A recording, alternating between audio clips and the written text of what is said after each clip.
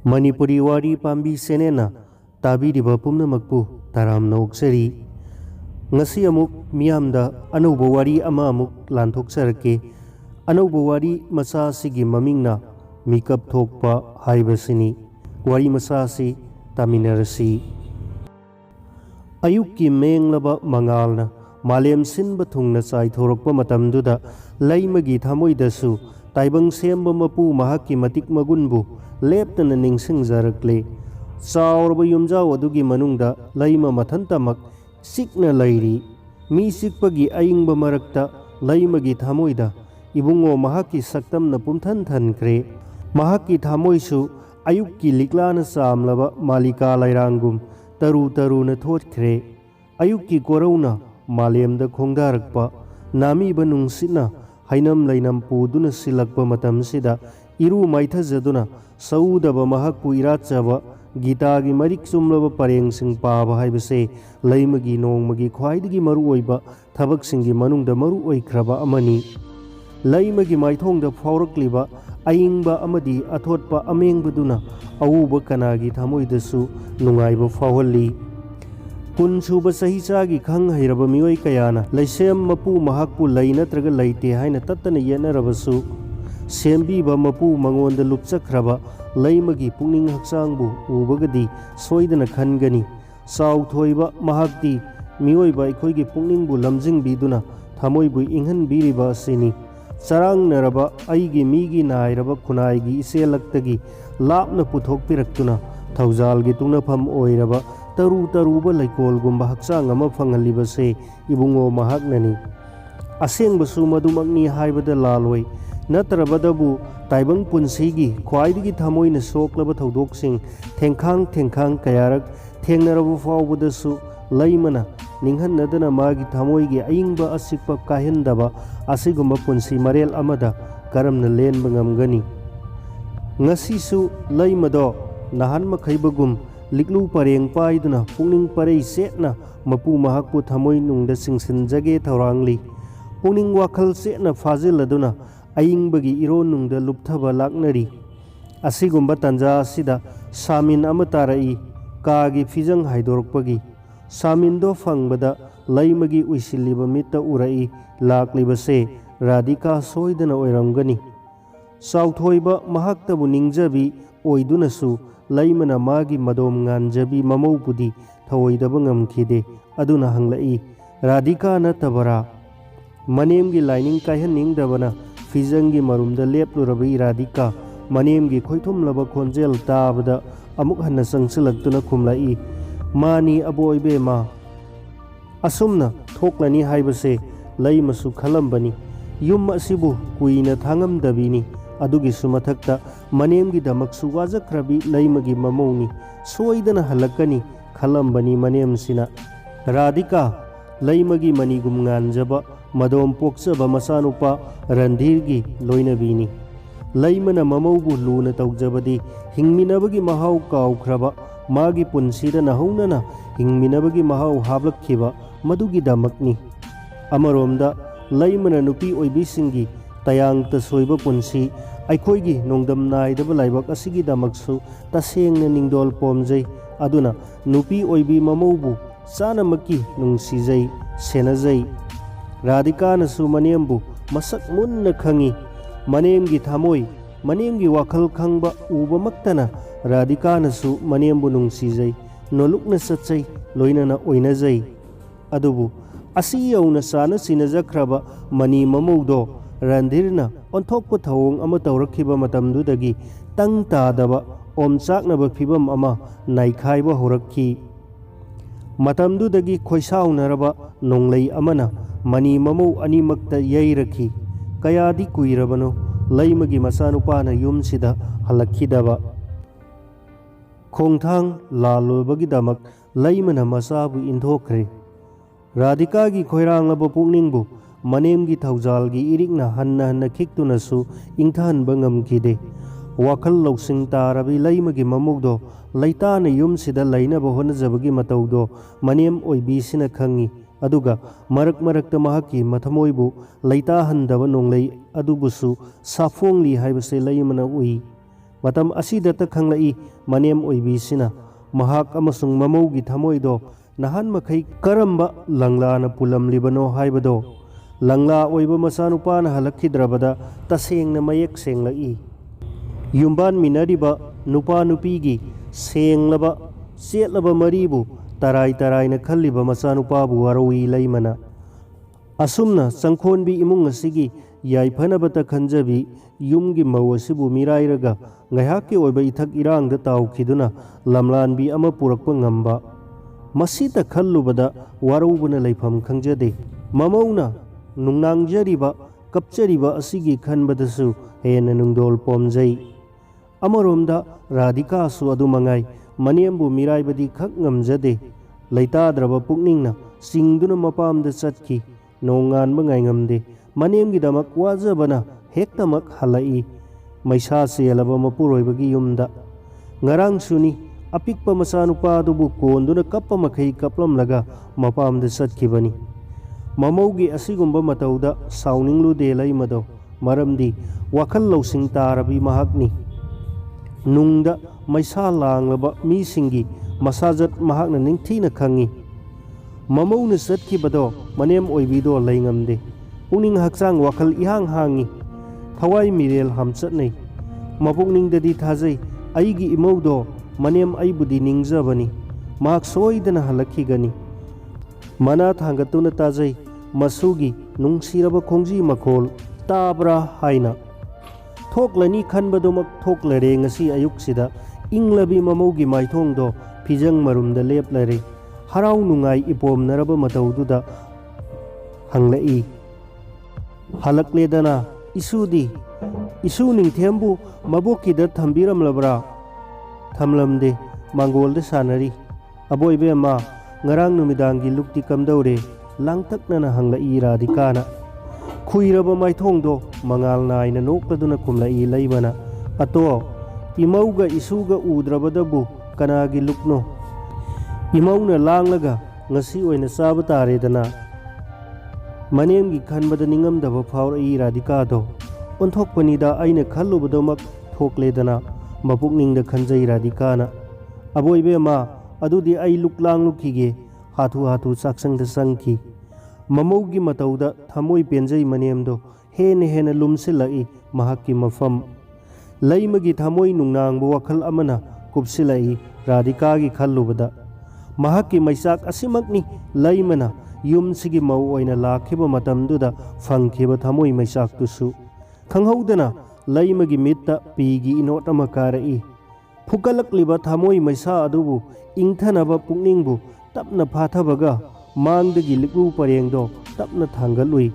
masu nupana magi nakanda tumpak tasinduna phamlambado non khalakpada urai panthadana hanglui isu ningthem lakledana kaidaurabage nangbo tanhang hanglai masuna abo nangna kablibado karigino masugi wahangda ngaiak samamnai samlaba wahangdugi paukhum sat hekta kumbadi ngamde ngaiak tuminna lai tapna khumlai karisu taudeda isu udabaduda nungaitaduna kaplibane ado abo nangna ahal oiribado karigino maboki sakpamda munna yenglaga tanhang hanglakpani masuna paukhum ngaidana mathang mathang hangtharai nangi maido khuireko khutsu khongsu masugi wahangda momon noklaga khummi laimana pumnamakse mapu magi khusemnine aisu nongmadi angang oiramlibanine nangumna aigi fajaraba saksu leiramlibani matamna puraklibanine aigisu ahal oibase nangsu nongmadi ahal oirakhini nangsu pupu kaido oirakhidoine laimana masuda fagi oina minok ama noklaga yenglai angang perum perum tauna mamagi manakta chatkiramlei mangal nairaba laimagi maithong maksilai handakti mahak amuk hanna ayingba ironungda lupthaba ngamdre thangatluraba likliudo tapna thamkhre matamgi awonbana magi mamangaigi maisaktu kauhanba ngamkhidre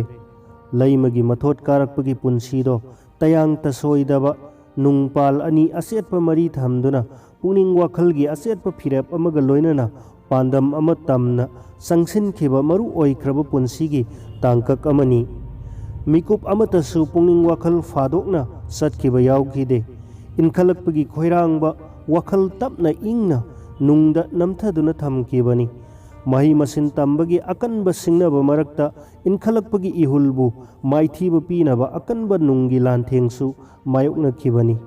पुमनमक्तुना महाकपु नुंगपाल अनिमक्ता मपुंग मरई फारबी अमदी ओइहनबीरे अदुबु अदुक वाना सागत्सखीब मसागी सवोंग सक्तम अदुगी ममलदी कनानसु सबसाना खंगबीखीदरे महाकी होनजमल महिना स्कूलगी ओजा अमा ओइना थबक फंगबत ngairingay mama mapana haina singnaduna taha taha lohongbikhi makoina pamjaba borda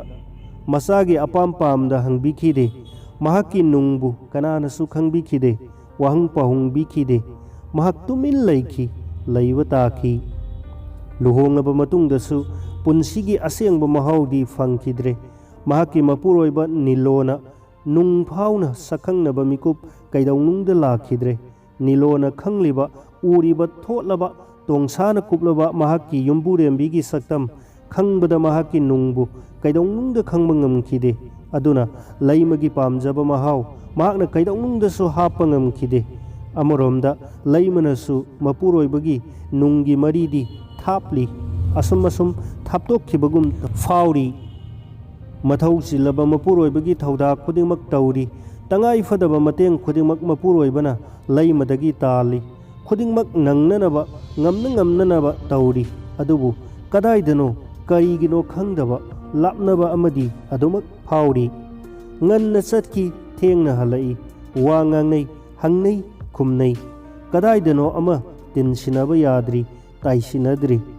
amaromda yumgi mau haibu mingthol amaga loinana honglakliba punsigi saktam madugi mahau thoidokna peningai nate mase laimana sapchana khangba horai mahaki anauba yumpham ningol oibagi aroiba yatafam mafam sida mahakpu oklamlibase karamba pukninggi mayondano mase mahak ahanbadadi khanglamba nate kaina thangda khanglai mahak mafam sida mitopni thagwal naini pumnamak kathokadabi pumnamak thadokadabi aduni natrabadi mikup ama phana mafam sida panthaduna lainabagi hak laite kanana supirade nungsiba pumnamakna pami mangondagi mahakna thawai tana khanjakiba ozagi sinphamduda thamoi sengna kathokpaga loinana mai onsinba fawba ngamjakhide pumnamakki penanaba honabada masagi apam pamdagi wafam pumnamak thadoktuna mapuroibagi amadi mane makugi thaugal makoigi apam pamdagi iraida senthaki magi punsi sel masagi wafam kausilai mangsilai nongmagi mamaidadi wakhal khandaba tamlakle matang asi yaubadadi kari amuk haigani masabu amuk thijaba phangkhidare pumnamak mangkhiramle asigumba punsi masu leitraba mahau sendraba sawong saktam leitraba masibu khudon biriba mapuroibabu laimana warawi penjade mapan thoktrabasu nungdadi omchaknari masina oiramba yai laimana mapuroibagi nung yauna sangsinningludiriba asigumba tayang tasoiraba mari asigi fol nongmadi asumna tarari mahakki mapuroiba nilodo ani suba nupi ama puduna lakle numitudagi nungda lapnaduna lakaba makoi anigi marakta pangi mari su thadanare laimana masanupabu puduna mayumda lakle masanupa randirbu mama mapa ani maksakna nakoladuna sikna hingba tamlakle asumna hinglakhibani masagi damak adubu masa oiba mahaknasu mama oibigi mafamda ngasidi minamle thajaba manghalle adungai ahingda tattana ihaukheba laimagi pirangbu ubaga masana tattana themjinbi khebani imagi punsibu wahalliba nupibu mamal laitana laubu mahakado aina hayeng saubuga imagi khutta sinagani masagi asigumna bawahaida laimagi thamoina noksakhibani adubu mahakna wakhal thenbana radikabu su mamagi maraibak aduda tahallare mase khallubada laimana machanupabu warawi khamthengna randirgi mapana satkhiba lisat mama oibisina penkhidaba pumnamakto masa oiba mahakti ngamnamak uhauribani khangkhribani wajakhiba kapchakhiba khudingmakta aduna laimana yathang tauki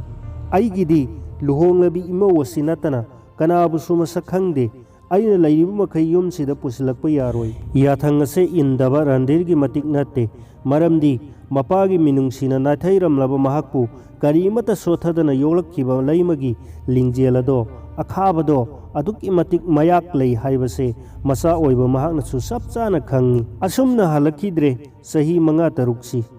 ꯃꯆꯥꯕꯨ ꯐꯤꯖꯤꯗꯒꯤ ꯁꯦꯠꯈꯤꯕꯗꯤ ꯀꯅꯥꯅꯁꯨ ꯄꯥꯝꯕ ꯅꯠꯇꯦ, ꯂꯩꯃꯁꯨ ꯃꯆꯥꯕꯨ ꯅꯨꯡꯁꯤꯈꯤꯗꯕ ꯅꯠꯇꯦ꯫ ꯑꯆꯨꯝꯕ ꯑꯐꯕ ꯂꯝꯕꯤ ꯑꯗꯨꯒꯤꯗꯃꯛ ꯑꯀꯟꯕ ꯆꯩꯔꯥꯛꯀꯤ ꯇꯉꯥꯏ ꯐꯗꯕꯁꯨ ꯂꯩ ꯍꯥꯏꯕꯁꯦ ꯂꯩꯃꯅ ꯆꯦꯠꯅ ꯊꯥꯖꯕꯅꯤ, ꯑꯗꯨꯅ ꯋꯥꯌꯦꯜꯈꯤꯕꯅꯤ ꯑꯁꯨꯝꯅ ꯃꯆꯥꯕꯨ꯫ ꯉꯁꯤꯗꯤ ꯃꯆꯥꯕꯨ ꯌꯥꯝꯅꯃꯛ ꯅꯤꯡꯁꯤꯡꯂꯛꯏ, ꯎꯅꯤꯡꯂꯛꯏ, ꯃꯊꯟꯇ ꯇꯞꯅ ꯁꯣꯟꯖꯔꯛꯏ, ꯑꯩꯒꯤ ꯏꯆꯥꯗꯨꯕꯨ ꯍꯜꯂꯛꯂꯔꯣꯏꯗ꯭ꯔꯥ? ꯃꯄꯥꯟꯗ ꯁꯣꯟꯊꯥꯡꯅꯅ ꯊꯥꯡꯕ ꯈꯣꯟꯊꯥꯡ ꯃꯈꯣꯜ ꯑꯃ ꯇꯥꯔꯛꯏ ꯈꯪꯍꯧꯗꯅ꯫ ꯂꯩꯃꯅ ꯐꯤꯖꯤ ꯆꯤꯡꯈꯠꯂꯝꯗꯨꯅ ꯃꯃꯤꯠꯇꯒꯤ ꯃꯄꯤ ꯊꯨꯅꯃꯛ ꯇꯩꯊꯣꯛꯈꯤ, ꯑꯗꯨꯒ ꯀꯧꯔꯛꯏ, "ꯔꯥꯙꯤꯀꯥ!" "ꯑꯩꯅꯤ ꯏꯃꯥ", ꯃꯄꯥꯟꯗꯒꯤ ꯈꯨꯝꯂꯛꯄꯅꯤ꯫ ꯈꯣꯟꯖꯦꯜꯗꯣ ꯇꯥꯕꯗ ꯈꯪꯂꯦ ꯂꯩꯃꯅ ꯂꯥꯛꯂꯤꯕꯁꯦ ꯃꯍꯥꯛꯀꯤ ꯃꯆꯥꯅꯨꯄꯥꯅꯤ, ꯃꯍꯥꯛꯀꯤ ꯄꯨꯟꯁꯤ ꯑꯣꯏꯖꯕ ꯃꯤꯠꯀꯤ ꯃꯅꯤ ꯔꯟꯙꯤꯔꯅꯤ꯫ ꯑꯃꯨꯛꯁꯨ ꯊꯥꯖꯕꯗꯤ ꯉꯝꯈꯤꯗꯦ, ꯃꯄꯨꯛꯅꯤꯡꯗ ꯈꯜꯂꯤ, ꯑꯁꯦꯡꯕ ꯇꯥꯏꯕꯪ ꯑꯣꯏꯔꯝꯂꯕꯗꯤ ꯅꯨꯡꯉꯥꯏꯈ꯭ꯔꯅꯤꯗ꯫ ꯈꯟꯅ ꯈꯟꯅ ꯊꯣꯡꯂꯣꯝꯗ ꯆꯪꯁꯤꯜꯂꯤ꯫ ꯃꯆꯥꯒꯤ ꯊꯣꯠꯂꯕ ꯈꯨꯠꯅ ꯃꯈꯣꯡꯗ ꯁꯣꯛꯂꯛꯄꯗ ꯈꯪꯂꯦ ꯇꯁꯦꯡꯅ ꯇꯥꯏꯕꯪꯅꯤ꯫ ꯃꯥꯡꯗ ꯂꯦꯞꯂꯤꯕꯁꯦ ꯃꯍꯥꯛꯀꯤ ꯃꯆꯥꯅꯨꯄꯥꯗꯨꯃꯛꯅꯤ꯫